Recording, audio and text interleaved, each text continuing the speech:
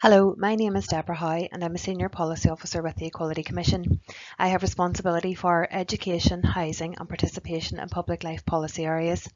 My role includes the development of policy recommendations developed and directed at public authorities.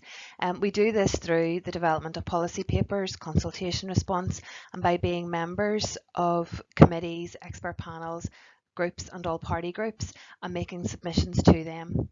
The current focus of our work at the minute is around dealing with the impact of COVID-19 on particular equality groups, preparing for the social strategies through membership of their co-design groups, and preparing for the forthcoming programme for government.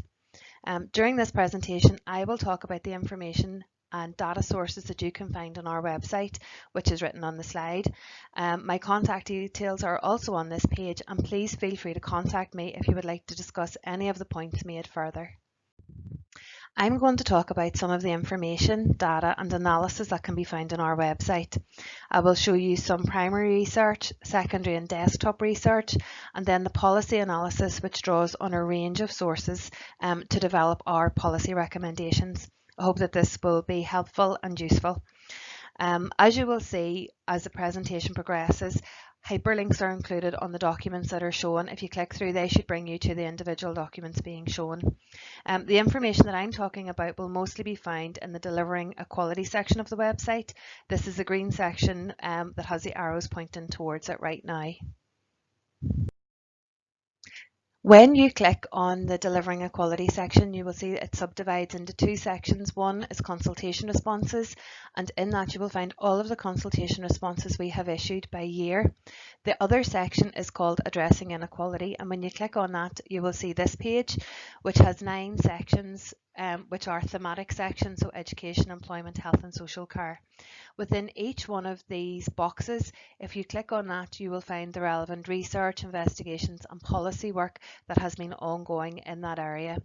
This is very complete with information and documents going back for significant periods.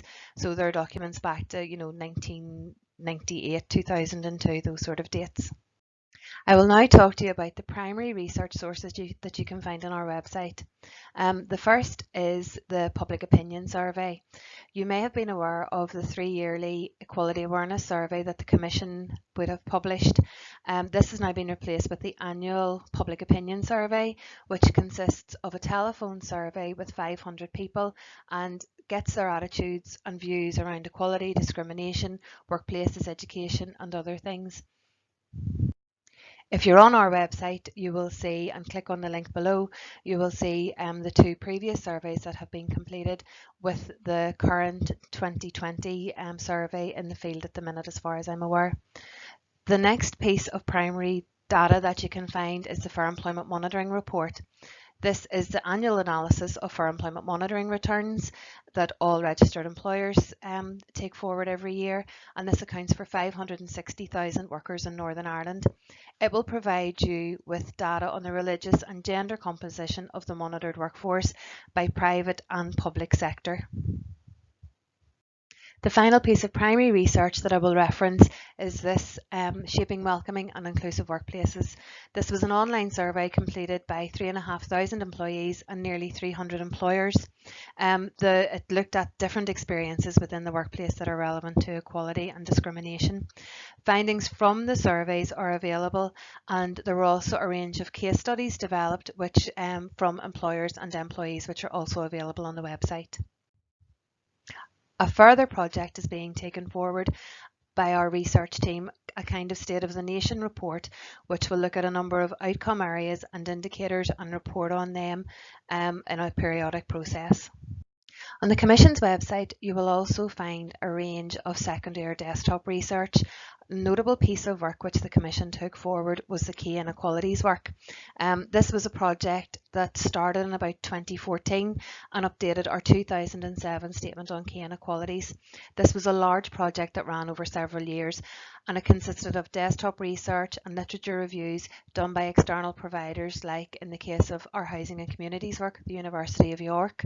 On our participation in public life work, it was done by Ipsos Mori, and our Key Inequalities in Education research was done by Queen's University. The research is available on the hyperlinks, and they're quite substantial documents. Some of it may be a bit dated because, as I said, it took place sort of from 2014 onwards.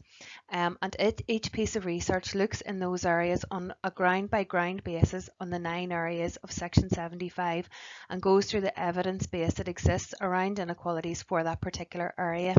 What it also flags in each of these research areas is a lack of data across the full Section 75 grounds, which is something that you will find repeated in our statements and in our policy work, that there is not complete data around many of the areas, and particularly in the area of participation in public life.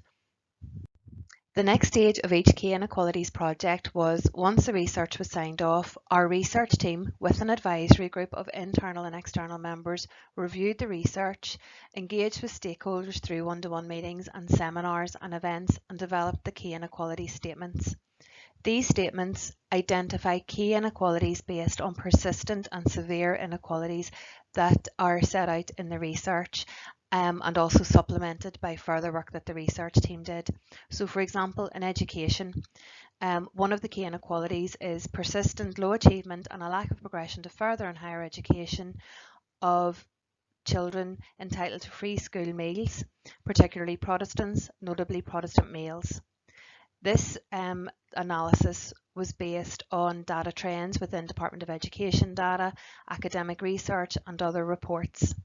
And in each of the statements you will find that there are a range of key inequalities identified, and also inequalities and differences. I'm finally going to talk about our policy recommendations. These recommendations, if you look at the full reports, which are included in each of these hyperlinks, include a section called Supporting Rationale, and within each one of those you will find a wide range of data sources and research which are set out to support the recommendations that we have made. So, for example, if you look at the full report on educational inequalities, as identified as a key inequality, you had free school meals entitled males, notably Protestant males. Within the section of the recommendations, we set out a number of recommendations based on the key inequalities work and the literature review and data. We set out a number of recommendations which we feel would help to tackle that inequality. These include the provision of accessible and affordable high quality childcare and early years provision, improved family and school engagement, shared education projects, and post-primary transfer is also considered. Within each one of those recommendations there is analysis of data or relevant reports and research. This is just a snapshot that I have talked through today, and if you look in any of the 9 boxes in slide 3, you will find not only recommendations but an analysis of research and reports to support our recommendations, which may be useful to you. I hope that this presentation has been useful, and as I said before, should you wish to, please feel free to contact me. My contact details are on the first slide. Thank you.